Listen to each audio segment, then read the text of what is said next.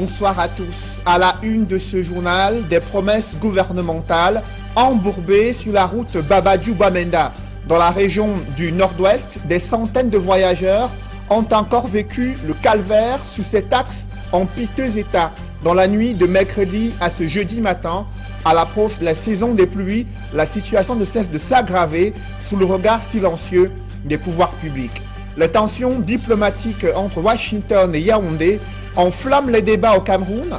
Selon l'opposition, cette levée de bouclier observée au sein du gouvernement cache bien mal une fébrilité et une inquiétude grandissante face à la pression internationale. Faux, retorquent les pro-gouvernements qui saluent la volonté de Yaoundé de défendre la souveraineté du peuple camerounais. Regard croisé dans ce journal des universitaires et des hommes politiques sous cette escalade diplomatique entre Washington et Yaoundé. C'est à suivre dans le chapitre politique du 20h.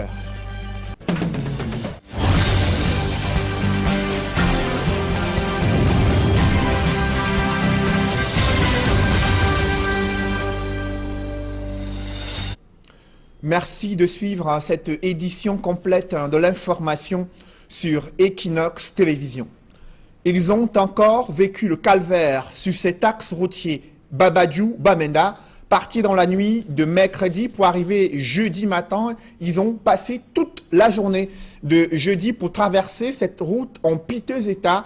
Pourtant, le gouvernement avait promis et annoncé les travaux de réhabilitation de l'axe Babadjou-Bamenda. Rien n'a véritablement avancé jusqu'ici. C'est toujours un véritable calvaire pour ces centaines de voyageurs qui expriment leur colère dans ce reportage signé Éric Martial Diomo avec notre bureau de nos correspondants du côté de Bamenda. Nous sommes ici à Matasson, l'une des dernières localités avant Bamenda en provenance de Babadjou.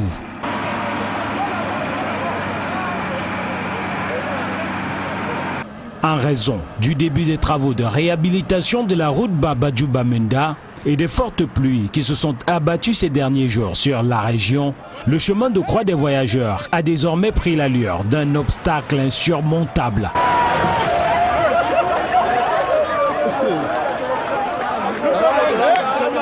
La société en charge de la réhabilitation de cette voie ayant procédé à un déblayage avant les pluies, la chaussée glissante met à rude épreuve les moteurs de véhicules, tout comme les pneus des engins même les plus lourds.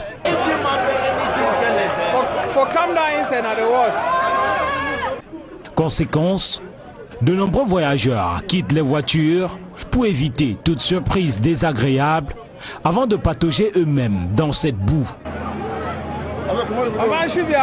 Ces travaux étaient pourtant censés débuter depuis octobre 2017, selon l'annonce du ministre des Travaux publics et de l'entreprise adjudicataire, à grand renfort médiatique. Partie intégrante de la nationale numéro 2 et pour un coût global de 60,70 milliards de francs CFA, les travaux d'une quarantaine de kilomètres consistaient à élargir la route à 7,5 mètres pour épouser les caractéristiques de la transfrontalière Bamenda-Enugu au Nigeria et surtout de recycler la chaussée existante mais dans un état de dégradation très avancé. Divisée en 3 phases, ces travaux, démarrés à pas d'escargot et dont l'effectivité était attendue depuis plus d'1 an, avaient vu leur délai fixé à 2 ans pour l'exécution. Dans cet imbroglio, les usagers payent le prix fort de la dégradation couplée au retour des pluies et surtout de l'inertie gouvernementale. La recrudescence de l'insalubrité provoque la colère des populations résidant à Bépanda, une banlieue située dans le 5e arrondissement de Douala. Des ordures ménagères ont été érigées en barricade sur la voie publique, signe de protestation contre la mauvaise gestion des déchets ménagers et leurs conséquences néfastes sur la vie des populations. C'est le constat que font nos reporters Innocent Abega et Xavier Foka.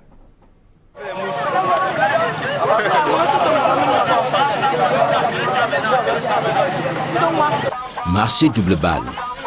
C'est au quartier Bépanda, dans le 5e arrondissement de la ville de Douala. Une montagne d'ordures est répandue sur la voie publique, empêchant toute circulation des véhicules. Comment est-on arrivé à cette situation? Le jeudi passé, le jeudi propre, on a retrouvé les rigoles là. On a fait appel à un pousseur qui devait enlever ça. Il a demandé 1500. Quand il est allé chercher le pouce, en venant, les gens de la mairie ont dit qu'entasser le camion doit venir porter. Jusqu'aujourd'hui, c'est comme ça. Maintenant, il revient à Isakam de collecter les ordures.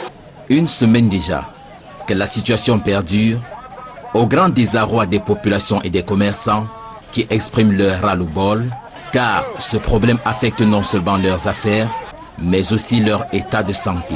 La maison est à côté de la poubelle. En tant qu'habitant de quartier, je suis très mal à l'aise. Tous les jours, une boîte de lait non sucré. Et nous, on n'a pas l'argent, on ne vend rien. On ne vend rien. Depuis le matin, j'ai vendu 150. Je suis dérangé. Je n'arrive pas à conduire parce qu'il faut que les jeunes et mamans qui ont mis les trucs sur la chaussée. Et donc je ne sais pas quoi l'État attend.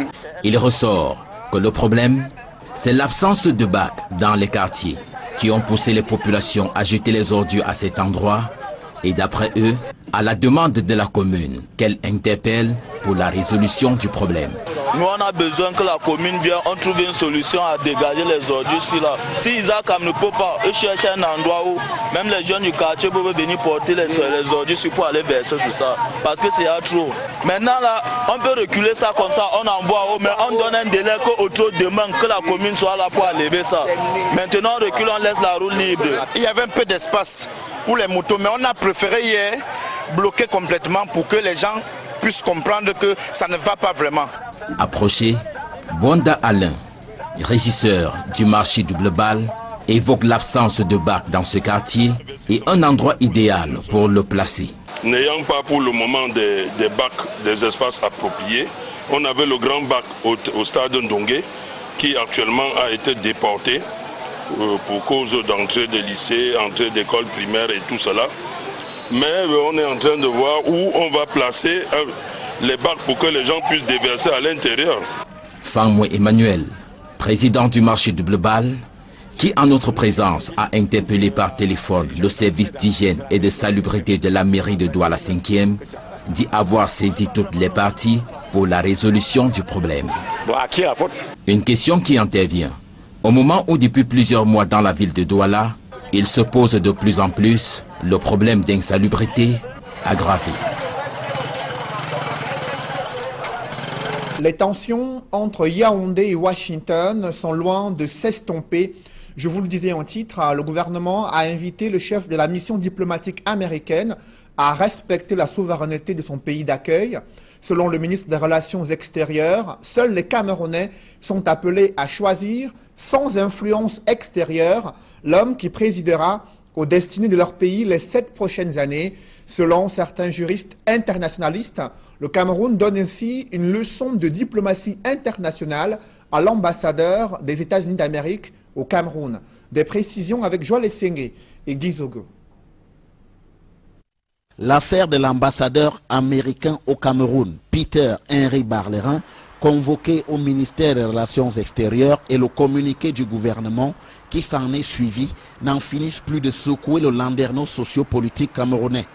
Pour le juriste internationaliste Ghislain Bombela de l'université de Yaoundé 2, soit, le ministre camerounais des Relations extérieures a recadré le diplomate américain sur la forme. Mbela Mbela le jeune a rappelé qu'un échange diplomatique de ce niveau entre un ambassadeur et un chef d'État doit être marqué du sceau de la confidentialité. Quant au fond, l'internationaliste relève que le ministre le jeune Mbela s'est apaisanti sur nombre de principes qui régissent la vie des relations internationales. La politique étrangère du Cameroun s'appuie énormément sur le respect du droit international et sur le respect d'un certain nombre de normes et de principes de droit international. Premier principe, c'est celui du respect de l'égalité souveraine des États. Le deuxième principe, c'est celui de la non-ingérence dans les affaires intérieures d'un État. Et le troisième principe, c'est celui du droit des peuples à l'autodétermination. De ce point de vue, à l'en croire, la démarche de l'ambassadeur est au moins frappée de maladresse.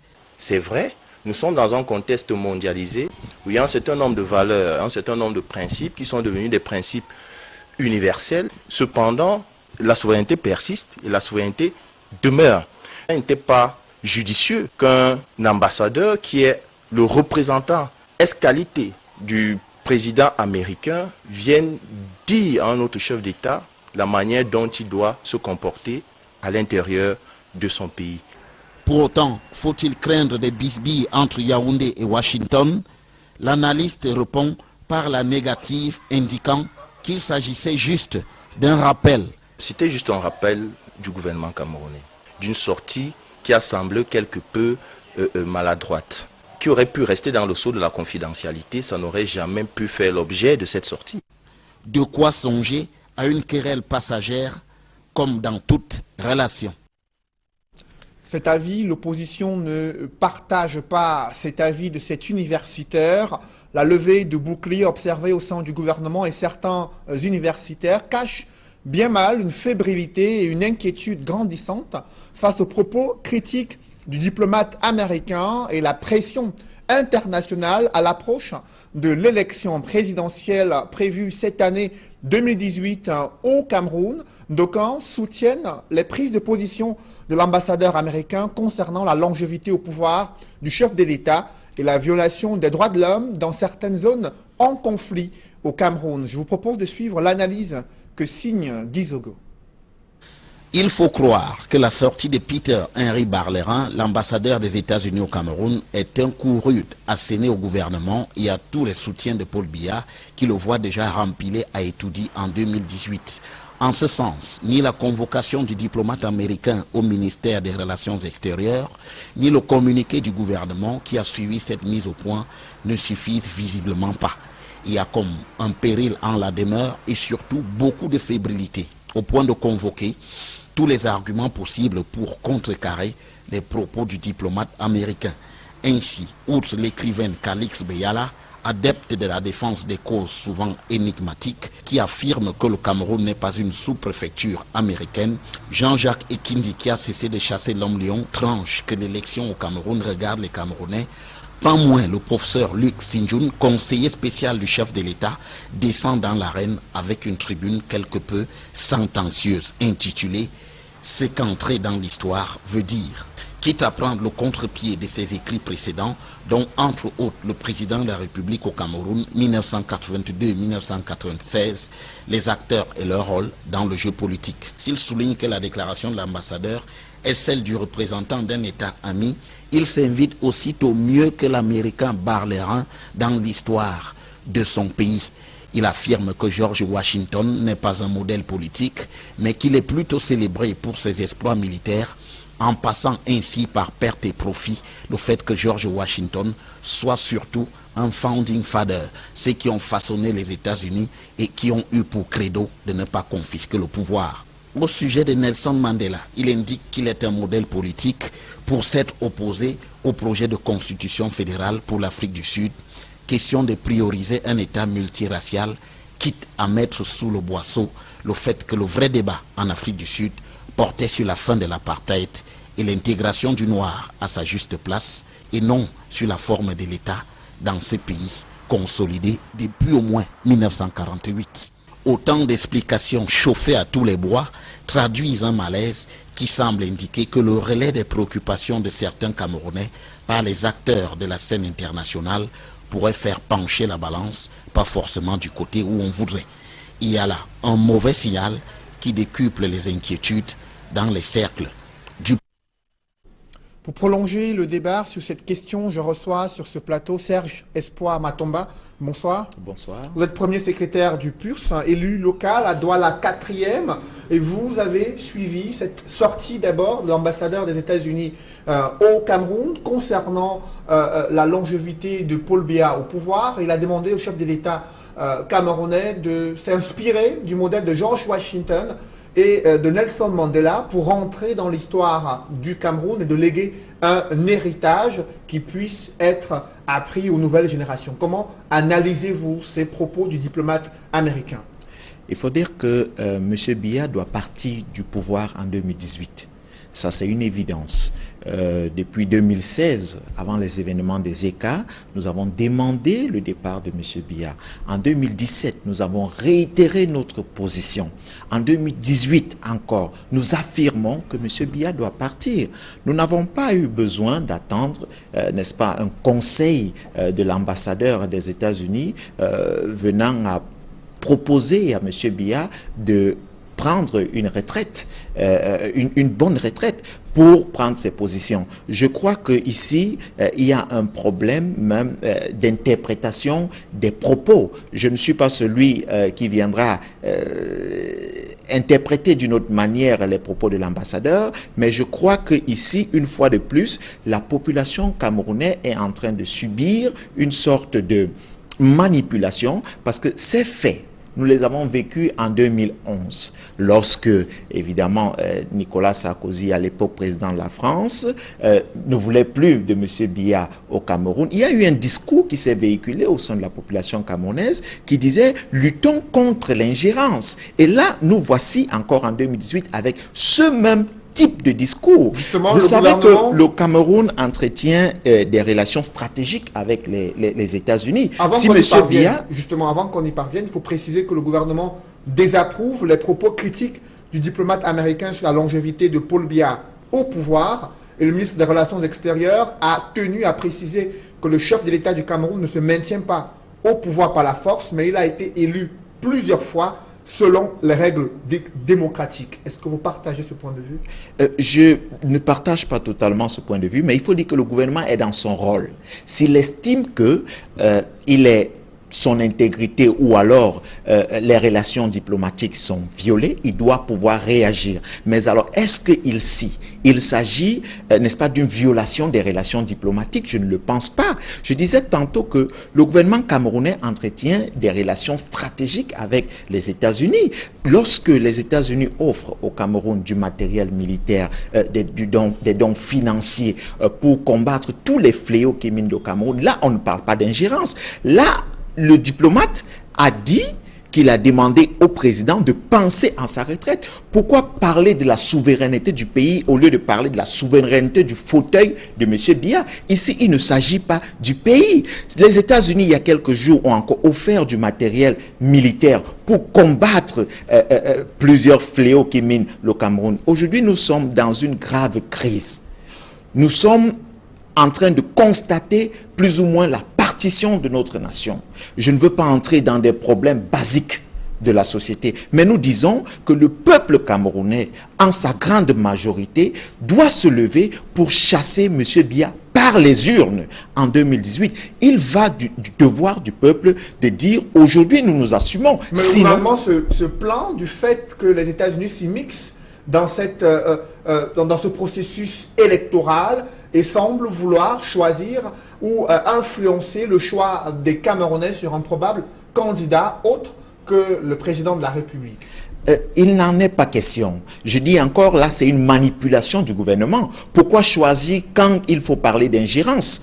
Lorsque les États-Unis cohabitent avec le gouvernement camerounais, on ne parle pas d'ingérence. Je tiens à vous préciser que si M. Biya est au pouvoir aujourd'hui, c'est grâce aux Américains et aux Français. Il faudrait que la population le sache. Quel est le rôle que ces deux puissances, selon vous, ont joué dans le maintien du chef de l'État au pouvoir, alors que le gouvernement estime qu'il a été régulièrement élu selon les règles démocratiques plusieurs fois lors des dernières élections présidentielles? Écoutez, ces gouvernements ont toujours supporté M. Biya. Lorsque nous parlons des réformes profondes du système électoral ou alors des réformes concernant les institutions de l'État, nous sommes seuls face à ce gouvernement. Mais nous assumons nos responsabilités. Nous n'avons jamais invité les étrangers de venir nous prêter main forte. Nous disons, le problème camerounais est camerounais et il va se résoudre par les Camerounais. Et nous disons, nous sommes déjà contre toute ingérence et partout où Est-ce que pour vous, cette sortie de l'ambassadeur américain est une ingérence, d'abord? Non, elle n'est pas une ingérence.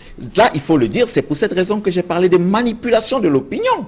Qu'est-ce que l'ambassadeur a dit qu'il soit une ingérence? Là encore, on veut nous faire croire que l'Amérique veut déstabiliser le Cameroun, veut faire partie de M. Biya. C'est pour cette raison que les Camerounais doivent s'unir pour maintenir M. Biya une fois de plus au pouvoir. Il n'en est pas question. Nous ne devons plus céder à ce type de discours parce que c'est de la pure manipulation de nos gouvernants. Nous devons nous unir et dire trop, c'est trop. Ce que nous vivons dans notre pays, ce ne sont pas les États-Unis qui nous obligent de vivre cela. C'est une réalité. J'ai tenu à rappeler rappeler que nous demandons depuis toujours le départ de M. Biya. Est-ce que nous avons eu besoin des États-Unis pour le faire? Non, le constat est clair. Ceux qui nous dirigent aujourd'hui n'ont plus la capacité de diriger cette nation. Je voudrais partager avec demandons vous, vivement à M. Biya de prendre une retraite. J'aimerais partager avec vous la réaction de Luc Sinjung, qui est membre du comité central du RDPC, le parti au pouvoir, et conseiller spécial à la présidente de la République. Il pense que Paul Biya est toujours l'homme de la situation et qu'il est déjà rentré dans l'histoire parce que c'est le président qui a réconcilié les Camerounais avec leur histoire.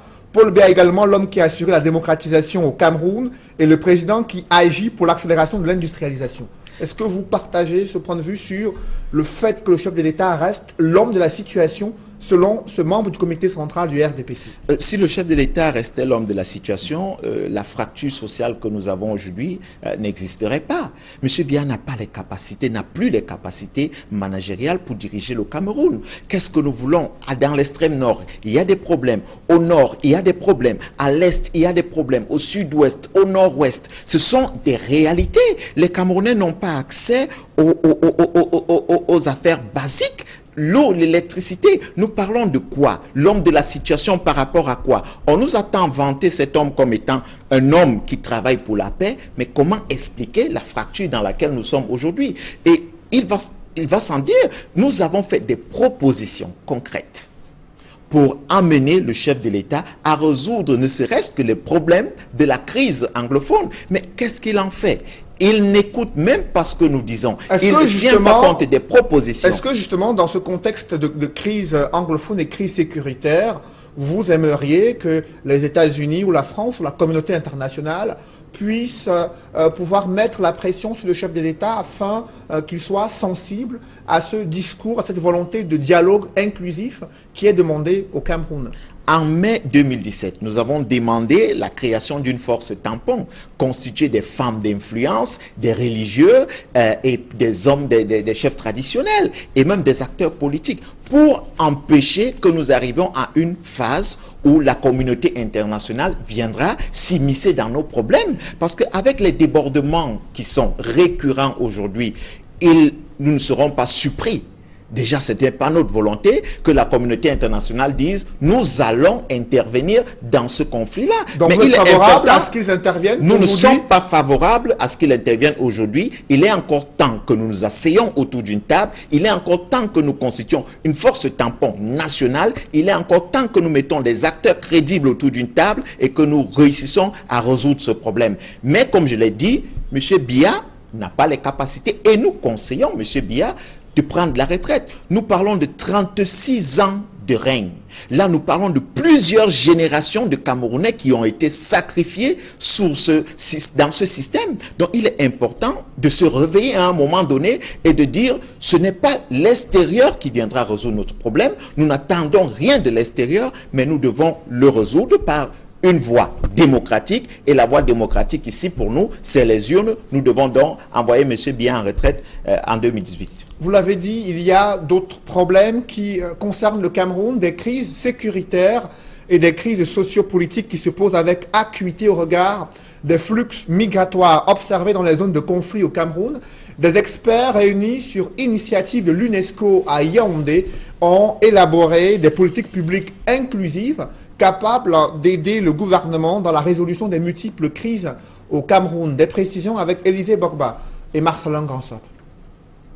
Habitué aux flux migratoires du fait des crises sécuritaires qui sévissent dans les régions de l'Est et de l'extrême nord, le Cameroun est appelé depuis bientôt 2 ans à gérer un autre front du fait de la crise dite anglophone.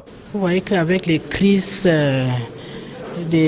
sociales qui sont à l'extrême nord, nord-ouest, sud-ouest, à l'est, beaucoup de gens sont en train de quitter d'une région à l'autre. Et donc il y a beaucoup de mobilité et normalement le gouvernement doit avoir un mécanisme de gérer ces migrations.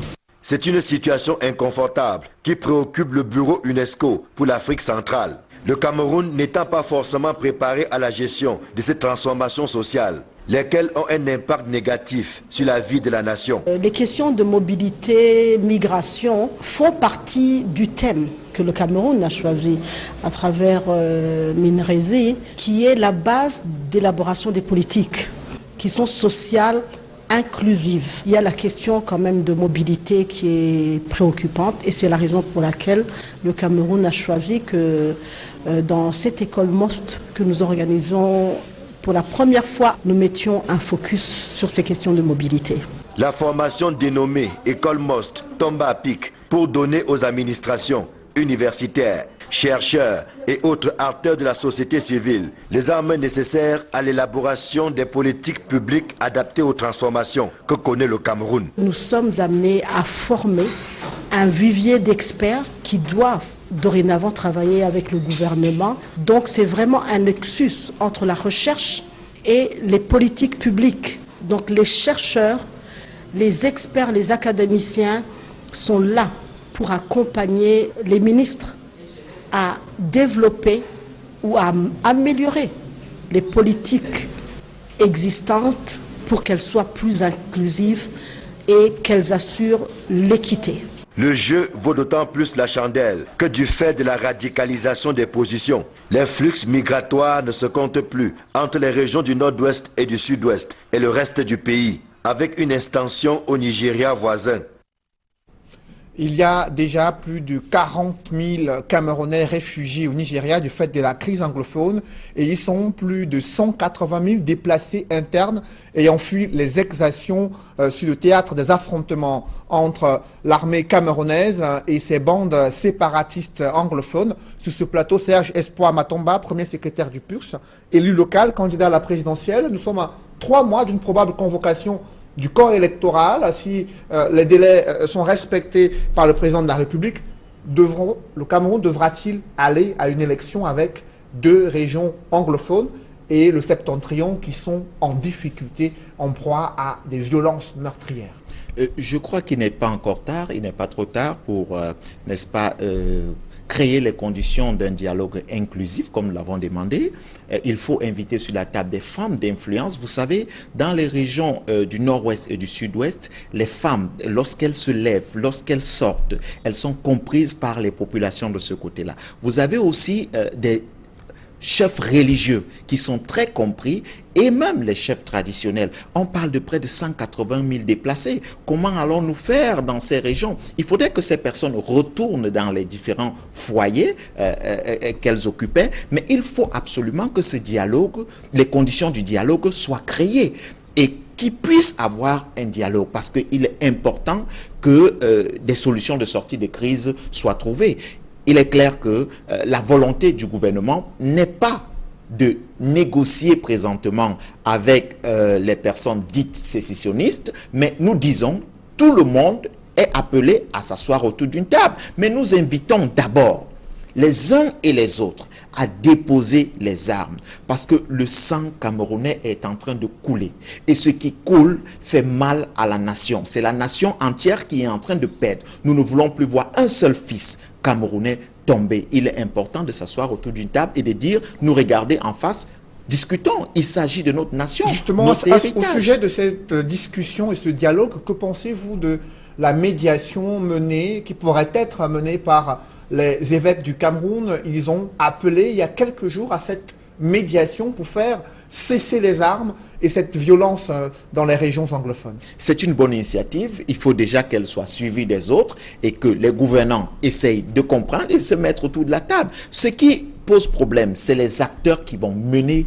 n'est-ce pas, ce dialogue. Ce sont les acteurs crédibles. Et on en trouve au Cameroun, je l'ai dit, et nous l'avons précisé d'ailleurs dans nos différentes sorties. Ces acteurs existent. Cette initiative des évêques est à saluer. Maintenant, si les gouvernants peuvent s'asseoir autour d'une table, il est sûr que plusieurs personnes de la zone anglophone viendront aussi autour de cette table et nous aurons déjà des solutions tout au moins de sortie de crise. Faut-il discuter avec ces leaders des mouvements séparatistes, ceux qui mènent ces assassinats contre des gendarmes, qui kidnappent les populations civiles et demandent des rançons? Faut-il discuter et négocier avec ceux-là?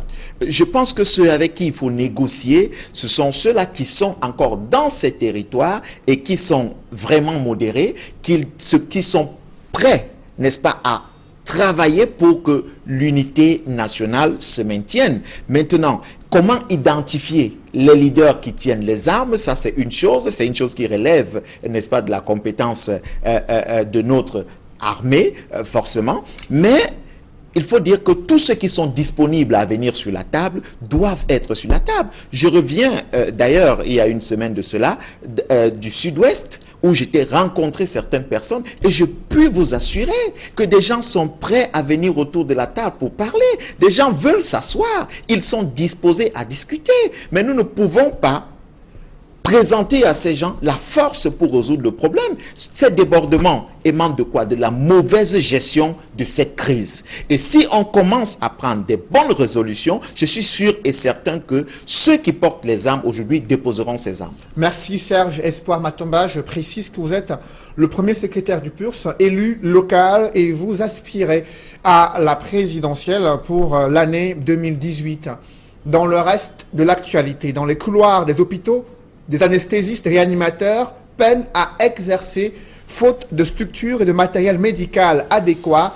Des spécialistes tirent la sonnette d'alarme lors d'un congrès réunissant les pratiquants de cette profession.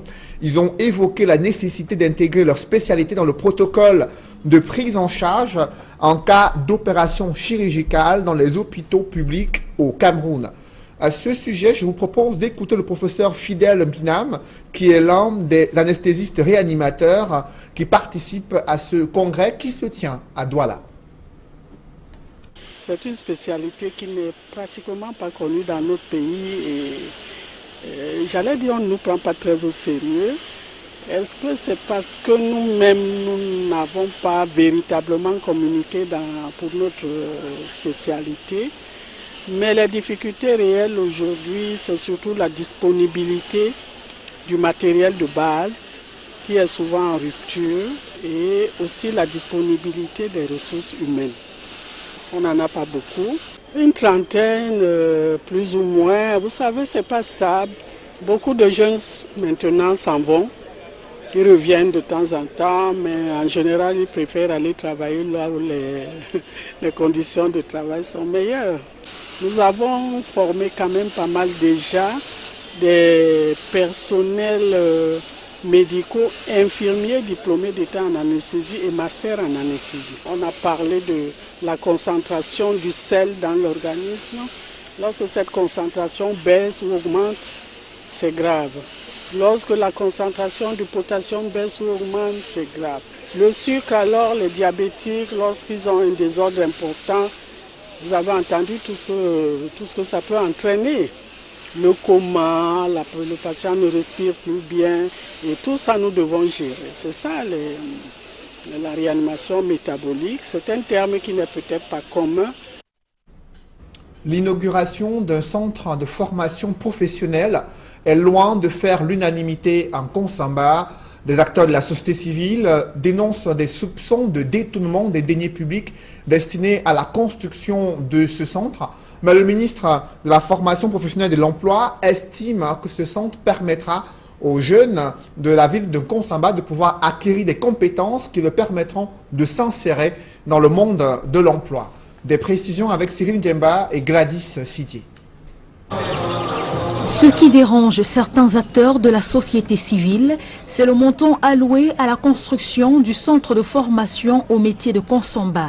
3,8 milliards de francs CFA ont été utilisés pour faire sortir de terre ces bâtiments sur une superficie de 3418 mètres carrés. Victor Kala, acteur de la société civile, estime qu'on aurait pu mieux faire. Je vois qu'à l'intérieur, il y a beaucoup de dérapages dans la gestion de ces fonds. Parce que si on pouvait tout simplement mettre même 200 millions pour avoir un autre espace, déguerpir les gens et les dédommager et planter ce joyau, on pouvait atteindre les objectifs. L'environnement n'existe pas en tant que tel que le personnel puisse se mouvoir, c'est-à-dire les apprenants puissent se mouvoir. Parlons même pas du garage, ça veut dire que 2 ou 3 voitures peuvent entrer et puis bon, c'est terminé. Dans un petit endroit serré, vraiment, il faut être de mauvaise foi pour que cet argent a été absolument géré. Le centre de formation au métier de Konsomba est le fruit de la coopération Cameroun-Autriche. Pour le ministre de l'Emploi et de la formation professionnelle, c'est une avancée dans la lutte contre le chômage des jeunes. La mise en place d'un bon système de formation professionnelle est perçue comme un facteur important de mise en adéquation de nos ressources humaines aux besoins du marché de l'emploi. En effet, il s'agit de mettre à la disposition du public, notamment des jeunes, des outils leur permettant de bâtir eux-mêmes leur propre avenir. Concernant le coût de la formation dans ce centre, jugé trop élevé et inaccessible pour le Camerounais moyen, le ministre de l'Emploi et de la formation professionnelle répond. Tout ce qui est bien, ça coûte. Il faut dire la vérité. La formation en elle coûte cher. Mais lorsqu'on l'a, on peut être recruté facilement.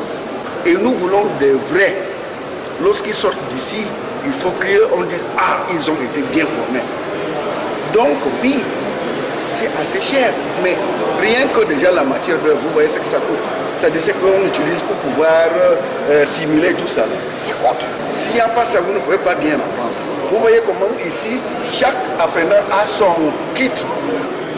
Donc ne voyons pas cet aspect. Nous voudrions que vraiment qu'on ait des vrais techniciens. Plusieurs jeunes Camerounais devront donc renoncer à leur rêve d'être admis dans ce centre s'ils n'ont pas le montant exigé pour la formation. Un montant que le ministre de l'Emploi et de la formation professionnelle n'a pas été à même de dévoiler. En économie, Camtel relie le Cameroun et le Brésil grâce à la fibre optique. La pose des premiers câbles sous-marins a eu lieu à Kribi, la cité balnéaire, sous la présidence de Minette Libon-Lincoln, ministre des Postes et Télécommunications, représentante du Premier ministre à cette cérémonie. Reportage Ike Cyril. Le projet South Atlantic Interlink de Camtel prend corps. Aux côtés du directeur général de la Cameroun Telecommunications, le ministre des Postes et Télécommunications, représentant personnel du Premier ministre, chef du gouvernement, procède à la pose des premiers mètres du câble sous-marin à fibre optique dans la cité balnéaire de Kribi. Nous venons de tirer le premier mètre de ce câble sous-marin. Le bateau va maintenant engager la marche vers le Brésil. Dans quelques mois, nous serons connectés. Et pour les Camerounais, cela veut dire que nous avons un grand boulevard pour le haut débit, Internet pour tout le monde, pour les grands projets qui pourront être développés. Il s'agit d'un projet gigantesque, financé à plus de 396 millions de dollars. Le câble sous-marin, long de 6000 km, va relier les villes de Kribi au Cameroun et Fortaleza au Brésil. Le bateau câblier CS Recorder, devant conduire les travaux, a déjà commencé la manœuvre au port de Kribi. Ce projet va permettre de faire un grand bond pour tous les secteurs. Parce que l'économie numérique, c'est le phénomène du siècle qui bouscule tout, qui permet d'accélérer la croissance et de créer de l'emploi. Nous allons vendre les capacités à d'autres pays qui ont besoin de câbles sous-marins.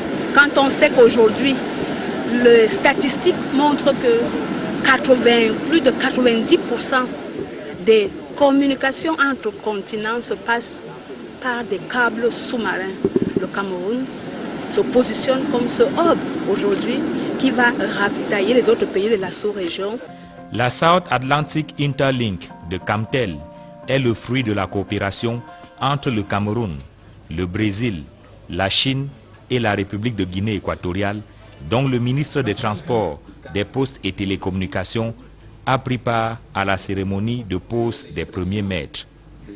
La CEL vise la pose d'une infrastructure de haute technologie répondant aux standards mondialement reconnus.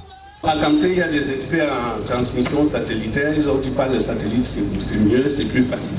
Et le problème avec le satellite, c'est que nous allions utiliser les autres satellites, c'est pas le satellite du Cameroun. Or, il nous fallait une infrastructure qui appartienne au Cameroun. Nous avons réalisé les études, nous avons soumis le dossier et vous avez transmis ce dossier au gouvernement chinois. Et tout de suite, 3 mois plus tard, nous avions les financements nécessaires.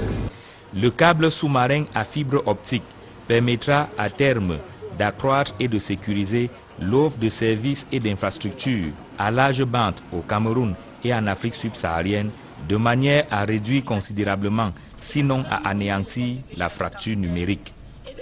En attendant la mise en service courant septembre 2018, la South Atlantic Interlink de Camtel, c'est déjà 93 répéteurs construits pour générer le câble et amplifier les signaux sur le trajet du câble. 2 unités de branchement en vue d'assurer des interconnexions en haute mer, notamment vers la Guinée équatoriale, et 17 équaliseurs pour préserver la qualité et l'intégrité du signal. Mesdames, Messieurs, c'est la fin de ce journal. Merci de l'avoir suivi. Juste après cette édition du 20h, retrouvez Éric Fernand Kouamo et toute l'équipe de Regard Social. Merci de rester sur cette même antenne.